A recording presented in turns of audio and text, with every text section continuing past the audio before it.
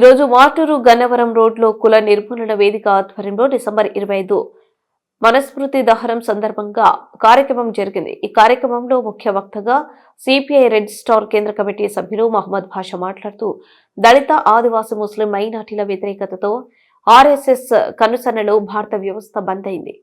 మనుస్మృతి రాజ్యమేలుతున్న పాలనలో ప్రస్తుతం మనం ఉన్నాం. మనం ఒక వ్యక్తి కాదు, అది ఒక సైద్ధాంతిక భావజలం. దీనికి వర్ణ కుల వ్యవస్థ మూలము. దీనికి వ్యతిరేకంగా 1927 డిసెంబర్ 25న మనుస్మృతిని దగ్ధం చేసి భారత యువతకు కనువిప్పు కలిగించారు. చరిత్రను మత కోణంలో చూడటం సరికాదని, 800 సంవత్సరాల ముస్లిం పాలనలోనూ 200 సంవత్సరాల బ్రిటిష్ వలసవాద పాలనలోనూ హిందూ మతం ప్రమాదంలో పడలేదని, ఏ రాజు పాలనలో కూడా బ్రాహ్మణీయ సంస్కృతి అధికారంలో కొనసాగిందని, ప్రజాస్వామ్యంలో మైనార్టీ కులాలు, మతాలు, పీడిత ప్రజల హక్కులు పరిరక్షించబడతాయని రోజ్వెల్డ్ అన్నారు. దీనిని ఆధారంగా చేసుకుని అంబేద్కర్ రాజ్యాంగ రచనలో వారి హక్కులను పొందుపరచాలని చెప్పారు.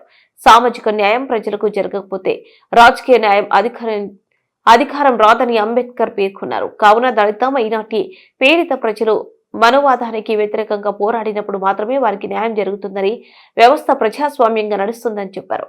ఈ కార్యక్రమంలో ఓపీడీఆర్ జిల్లా అధ్యక్షులు గాలి సంగీతరావు, మైల చిన్న నాగేశ్వరరావు, అంబేద్కర్ జ్ఞాన సొసైటీ అధ్యక్షులు మాల మహానాడు జిల్లా అధ్యక్షులు చిట్టిమాల కాంతారావు, కుల నిర్మూలన ఉద్యమం నాయకులు వలీఖాన్, మదర్సా ఏసరత్నం తదితరులు పాల్గొన్నారు.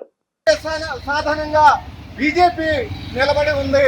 బీజేపీ ఆర్ఎస్ఎస్ యొక్క కనుసన్నల్లో ఉండి ఈ దేశంలో ఉన్నటువంటి మెజార్టీ కలిగినటువంటి హిందువుల యొక్క హిందుత్వం పేరుతోటి ప్రజలని దోపిడీ చేస్తుంది.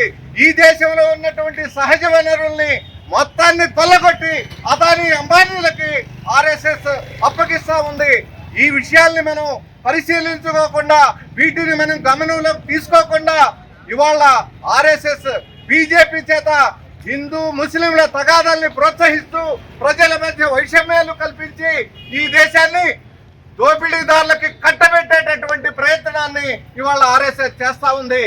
ఈ 100 సంవత్సరాల సంస్థ పుట్టుక దగ్గర నుంచి మనం పరిశీలిస్తే మొట్టమొదట 1975కు పూర్వం